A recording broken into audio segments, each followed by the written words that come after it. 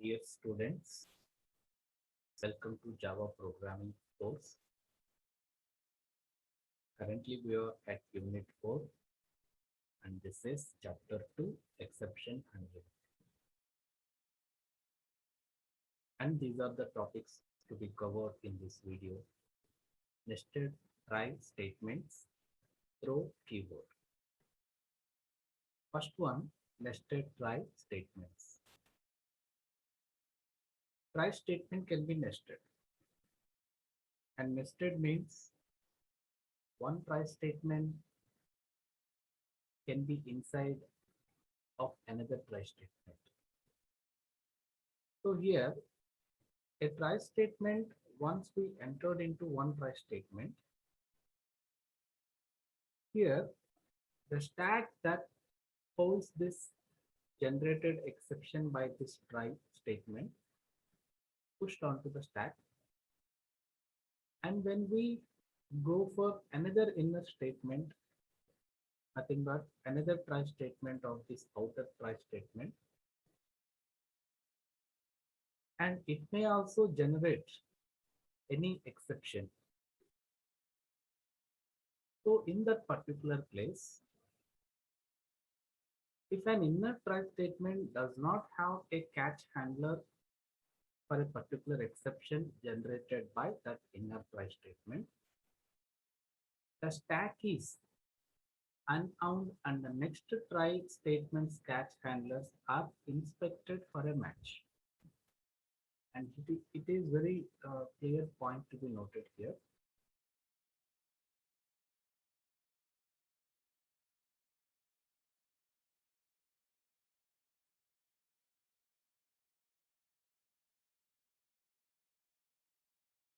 When generally, so consider this one as a try block here, and inside we have another try statement with some specified scope, right?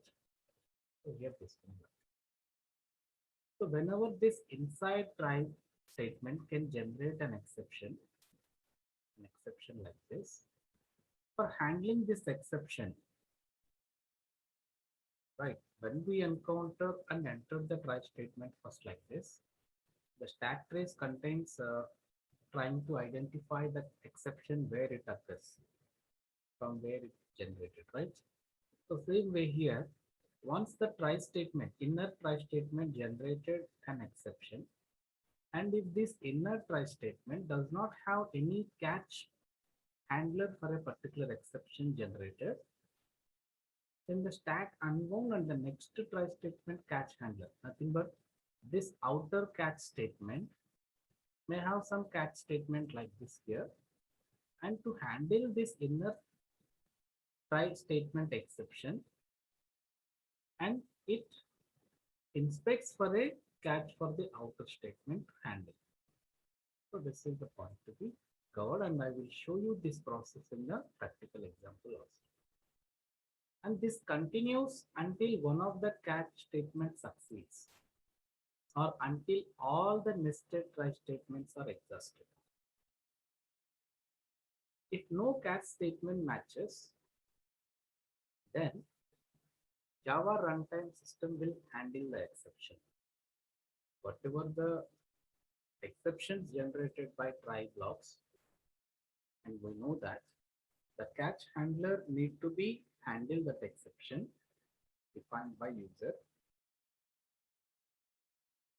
If the catch handlers doesn't match any type of exception generated by try blocks, automatically Java runtime system will handle that exception by using default exception handler. And we covered this one in the previous videos also. And try to understand this concept through this diagrammatical approach. Here we have a try block, outer try block. The scope of this try block from this to this. This is, here it is the scope of this outer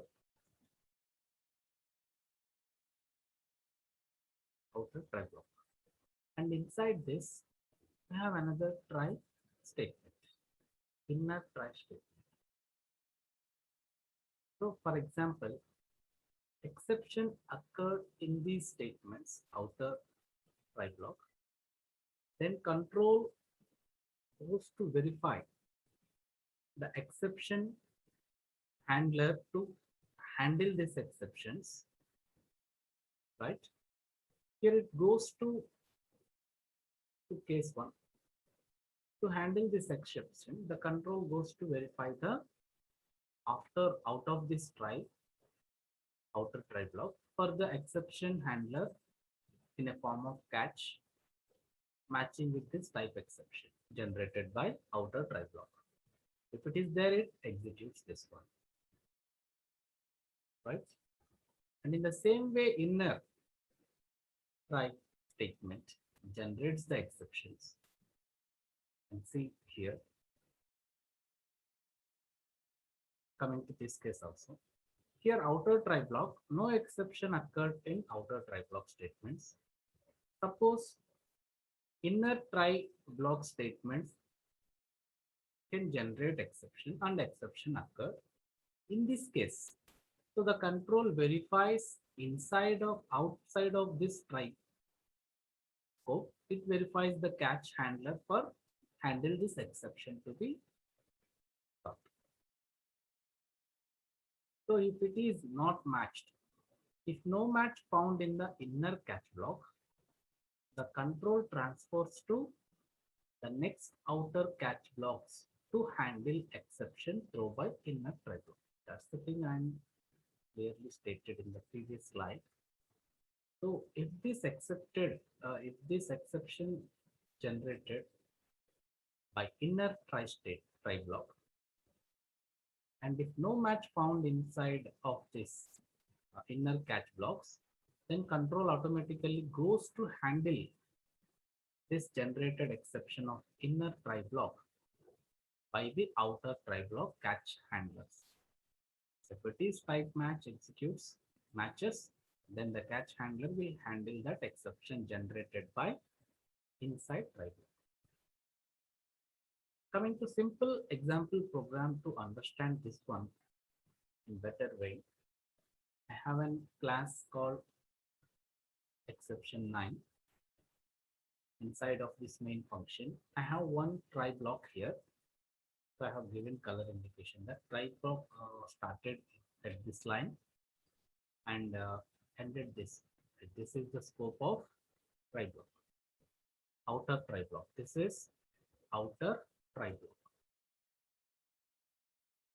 Is outer try block, and it generates an arithmetic exception when the command line arguments length becomes 0. That it means when you are not given any arguments at runtime, then this a value becomes a variable type integer, becomes 0, then 42 by 0 it generates an arithmetic exception, right? Arithmetic exception will be generated by this outer try block. This is the scenario here up to this one. Then coming to inner nested try block or inner try block. Here it also again generates arithmetic exception like division by 0. So when a equal to 1, when this a equal to 1 becomes when you give the command line argument length 1.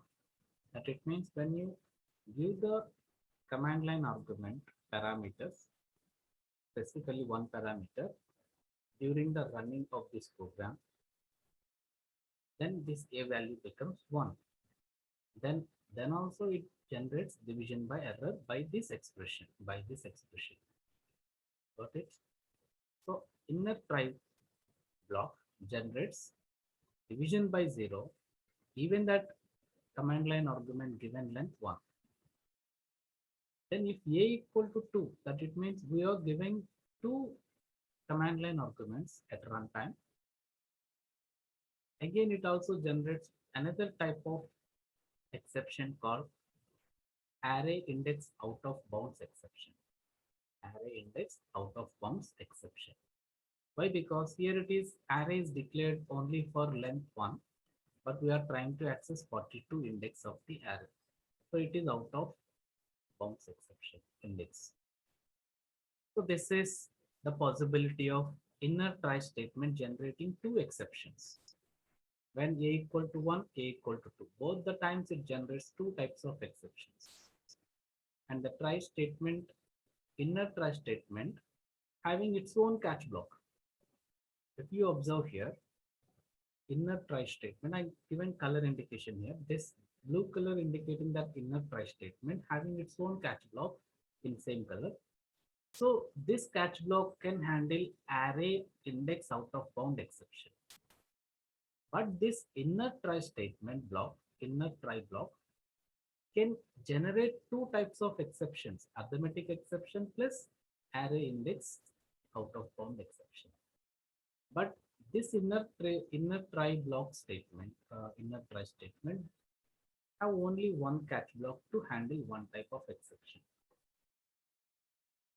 Whereas coming to this outer try block statement here, outer try statement has its own catch block to handle arithmetic exception. In outer try block, we are getting only arithmetic exception type. So it has its own catch handler for taking this arithmetic exception to handle this exception, right? So, but in turn, inside of this, inside nothing but tested try block can generate arithmetic exception. The control first go and checks the catch blocks defined immediately after this inner try block. So the type is doesn't match with this one.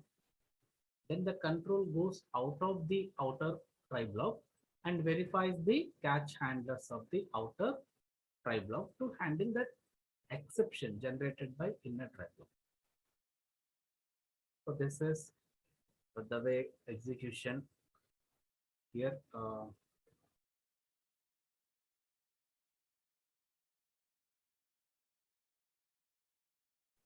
Coming to here, the execution part. After compilation, run this program, Java exception 9.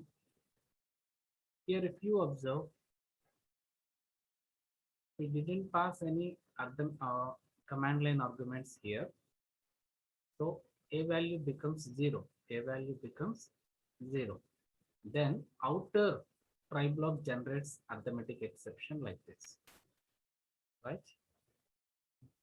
With the same case different, Java exception 9 class followed by, we have given here one command line argument here, one command line argument.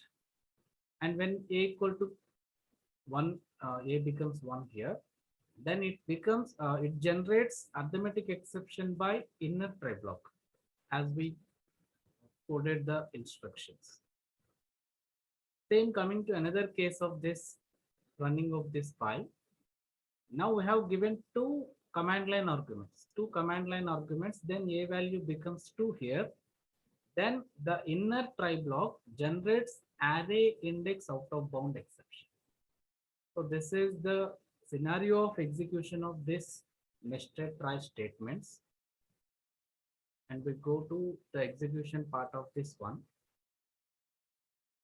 So take this same code I have taken into the Java file exception 9.java, and inside of this first, this is outer try, this is inner try, generating 2 division by 0 out of bound exception, and inside try block having its own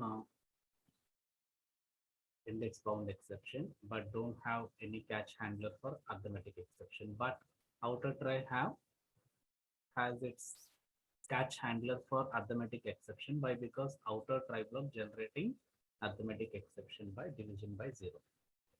So go to control or command prompt here for executing this one.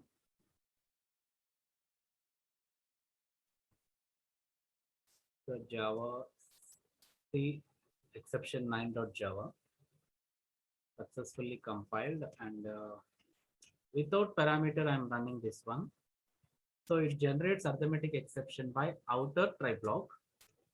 And I'm giving another one parameter like this one. So in the example given, just one parameter here given, or you can give any type of parameter, command line arguments in a string format or float value or whatever it is. So then a value becomes 1 and it generated arithmetic exception by inner try block. Got it? And second one is I'm giving another command line or two command line arguments here while executing. Then it a value becomes 2 and it generates array index out of bound exception by inner statement. Got it? But we need to observe here the point is by the inner try block statement, there is no catch handler for inner try block for handle this arithmetic exception, but still it is handled by our program because outer try block has one catch handler for handling this arithmetic exception. When the control doesn't matches any catch handlers for this arithmetic exception by the inner try catch blocks, so automatically it inspects the catch handlers for outer catch blocks, outer try block to handle this arithmetic exception generated by inner try statements. Next one.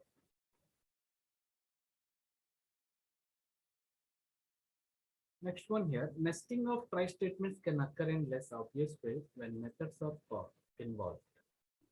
So when methods involved, then automatically this nested try statements will get into on. Okay, see here, you can enclose a call to a method within a try block. Inside that method is another try statement. And in this case, the try within a method is still nested, right? And here is the previous program recorded so that the nested try block is moved inside the method called nested try. So coming to this example program, so exception 10, inside of this class, it has one static void method called nested try. Here, this nested try method, okay, receiving one parameter a, integer value. Okay, here, this static void nested try method has one try block, and the try block generates two exceptions here, arithmetic exception and out of bounds exception. And inside of this method, one catch handler for this try block, array index out of bound exception, like the previous program. Coming to this public void static main, public static void main method contains another try statement and one catch handler for arithmetic exception by because this main method try block generates arithmetic exception. But here the concept is this main method try block, inside of this main method try block, there is a call to this method nest try. We can call this method directly into the main function because this is a static method without creating or instance of a class. We can call directly by its name by passing value a. So a value is based on the arguments length, args length, that is command line arguments length, like a previous program. So here it is meaning of this main method try block will act as an outer try block. It will act as an outer try block. And when we call this method inside of this outer try block, this becomes nested try block, right?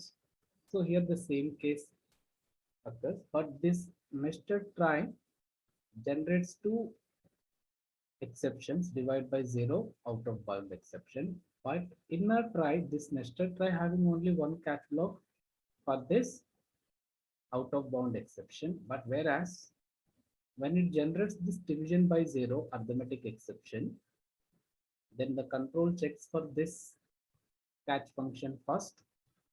Otherwise, it comes to this out of this outer try statement and verifies here. If it is match, and that exception handles. Okay. And go to the execution part of this one. Exception 10. See here, inside of this exception 10 class, I have taken one nest try method, and inside one try block and one catch handler.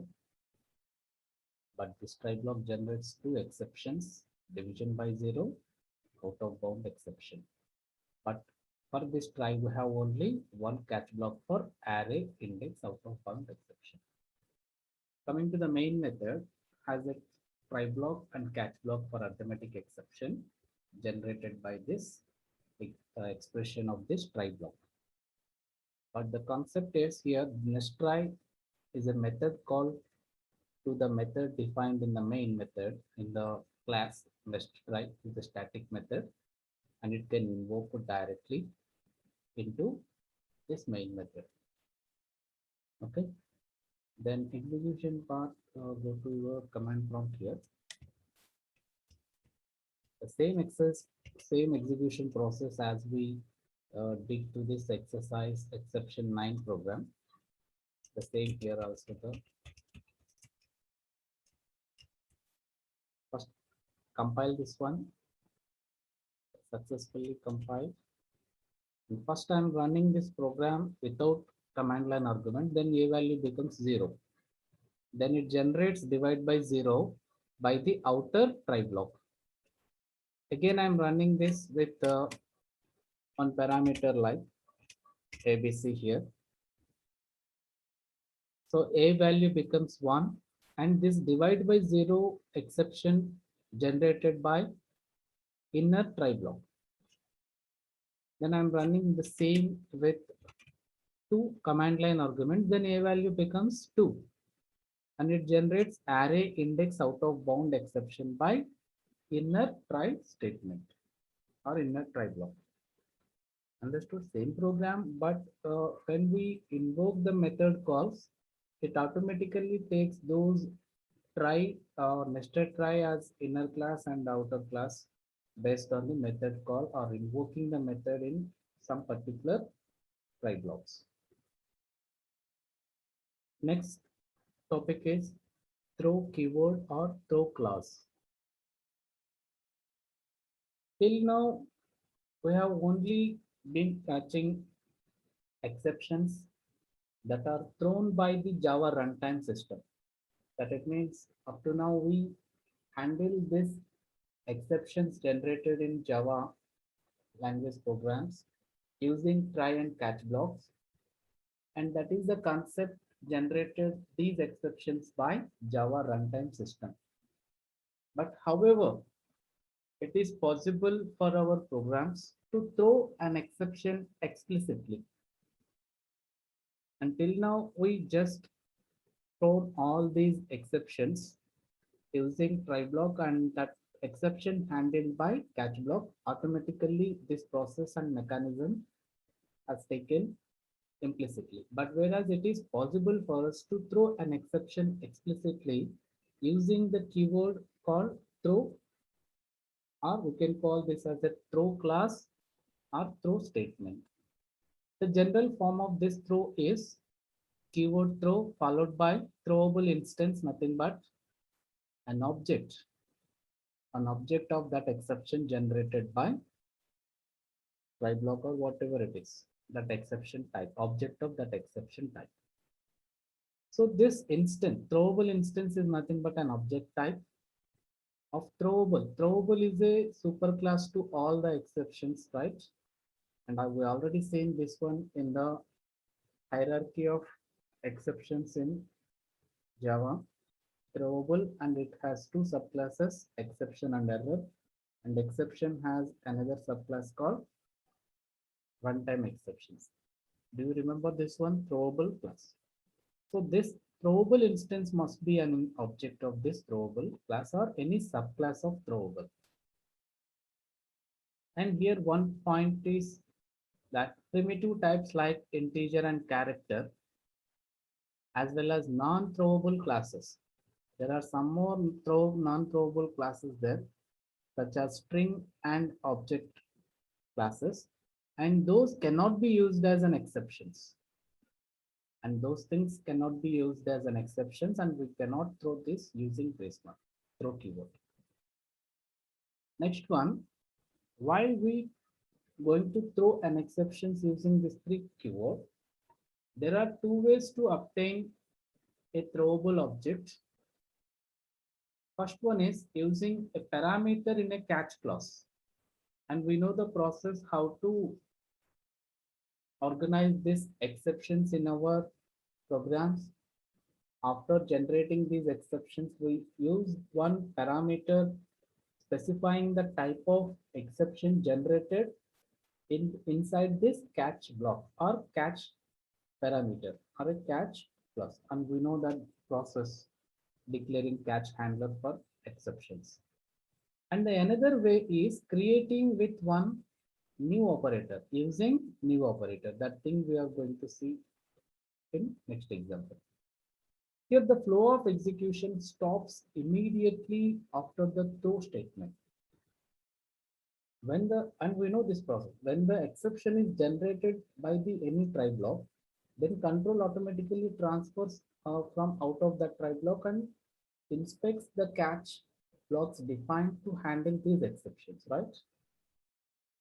So, and we know that any subsequent statements are not executed inside the try block or something, right? The same way here, when we throw any exception using this throw keyword, the process immediately stop there, right?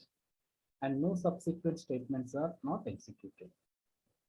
And it verifies the nearest enclosing try block, inspected that catch statements are matching this type of exception generated or not. If doesn't match, the control transport to enclosing the try statement inspect that based on the exception generated. Okay, if no match catch is found, then default exception handler will halt the program and simply it prints the stack trace. Stack trace is nothing but it gives the information and something string display description about the exception generated and from starting position to where it generated and how it can be handled. Everything will be displayed using this stack trace. Coming to one simple example program here. Here it is one case simple example given. Throw an exception if age is below 18. When the age of a person is below 18, print access denied. If age of a person is 18 or older, print access granted. So here in this given problem, clearly mentioning that if age of a person is below 18, then generate an exception. If the age is 18 or greater, older this age 18, then grant the access to them. This is example taken for based on the voting system. Generally, as per the Indian Constitution, whose person age is 18 or more than 18 or older than 18, then they have right to take their vote, right? The same way here, we have taken this example for this consideration. Exception 11. I have a method called static method, type void, and check age method. It takes one parameter age value. When we invoke this check age method, we pass age as parameter here. So this method behavior is first it checks the age with 18 value, integer 18. If it is less than, if the age given is less than to 18, it uses keyword called throw, and using keyword new, it throws an arithmetic exception with information access denied. You must be at least 18 years old to take vote. So this is the message given here.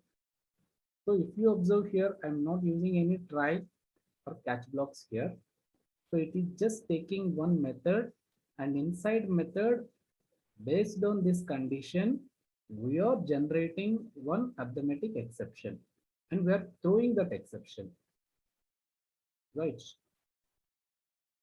And coming to here, if that condition fails, age less than 18, it fails, then else condition will activate and it gives access granted. You are older enough, then take vote. So this is the concept and behavior of this method given here, check age. And coming to the main method, we are invoking that method using that method name. Why? Because this is a static method. Check age of 15.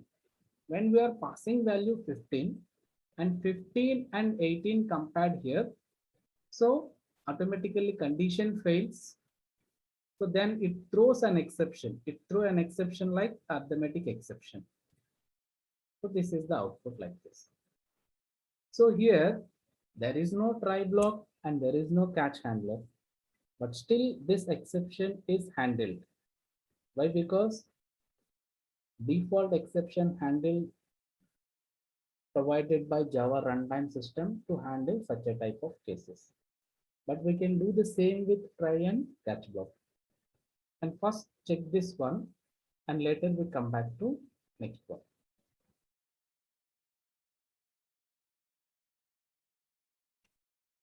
Yes, this one. See here clearly inside of class, I have one method with two condition with two control flows like here, if condition and else condition. If this condition is true, it generates one exception and it throw.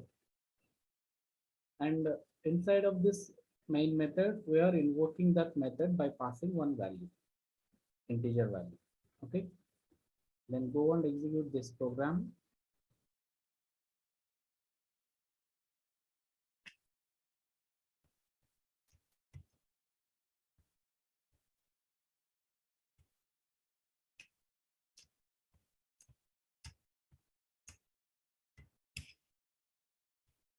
Exception 11, as it is successfully compiled. Java exception 11. See here, this arithmetic exception is generated by that method, and there is no try and catch block to throw this one, but intentionally, explicitly, we just thrown this exception by using throw keyword, and it is handled by default handler. Okay, here it is. And once again, changing the value of this function. Just wait. Yeah, come to here. Now I'm taking this value as 19. 19. Now it doesn't throw any arithmetic exception. It simply access the grant to take vote. Okay. Now if this condition is true, only then it generates exception. Otherwise not. Then go and compile again and execute that one. Compile and run. As if you observe here, no exception is thrown by this method and it simply access given granted, access granted. Okay. Next one, coming to the same program, same concept, and I'm taking this exception into the try block. Here it is try block given. Inside of try block, I am throwing this exception and else condition also executed. This is the total try block defined in the method check age. And I have one catch method, catch block to handle that exception generated by this try block. And I'm calling this age method, check age method by passing the value. Okay, no change, but we included try block and catch block.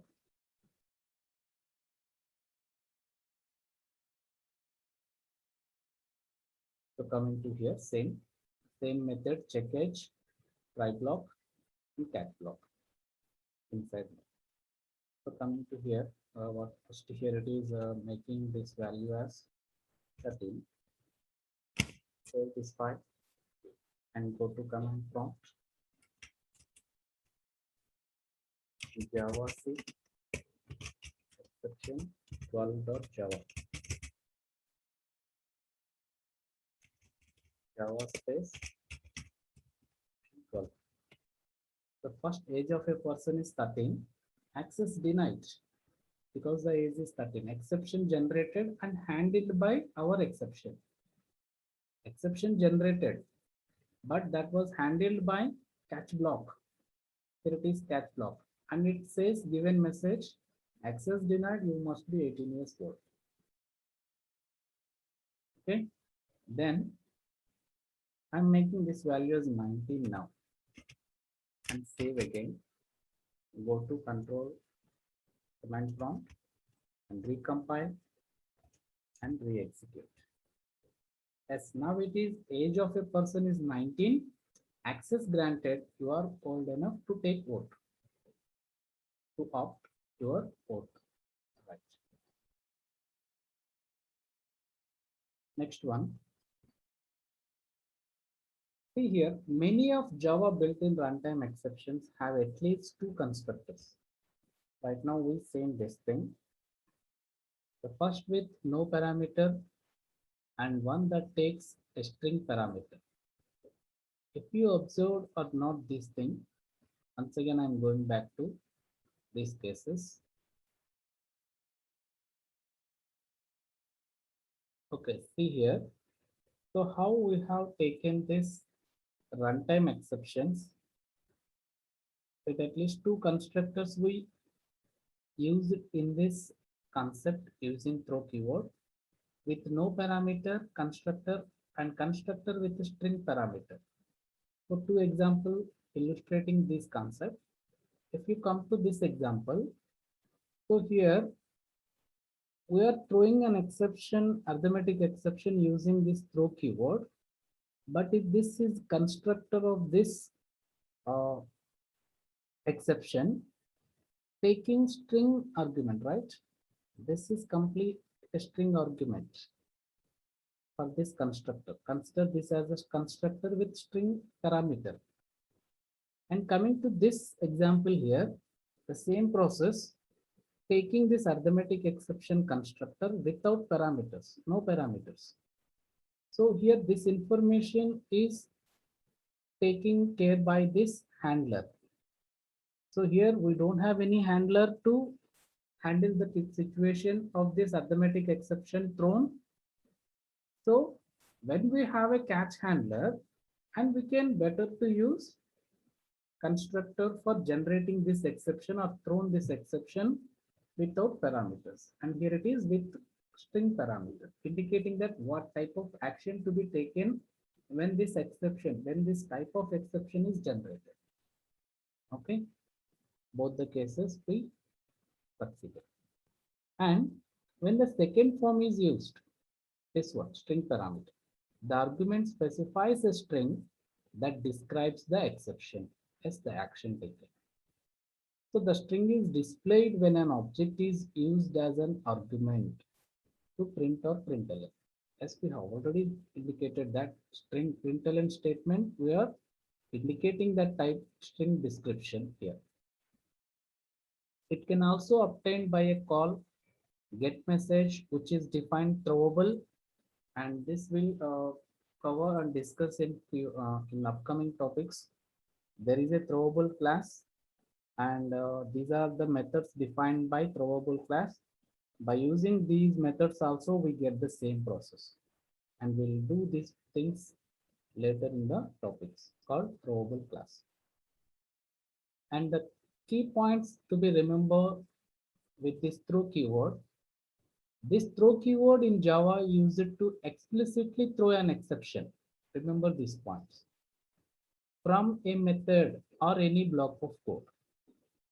So inside of any method defined in your class, in your program, we can throw an exception explicitly by using throw keyword, or any specific block of code we can generate or throw an exception, right? Next thing, we can throw either checked or unchecked exception. So throwing exception is based on checked or unchecked, and you already aware of these checked and unchecked option exceptions. So unchecked options are nothing but runtime exceptions, and all these are the subclasses of exception class. And exception is a class subclass to throwable class. And hierarchy, we already know this one. And checked exceptions, nothing but here it is based on the type of access. At compile time, we need to check all those things, right? And discuss later. Coming to the throw keyword is mainly used to throw custom exceptions. Custom exceptions, nothing but user defined exceptions.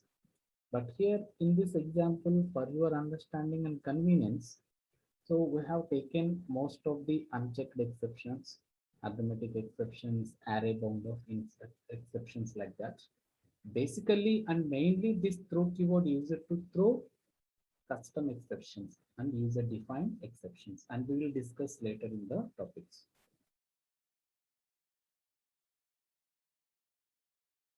Thank you.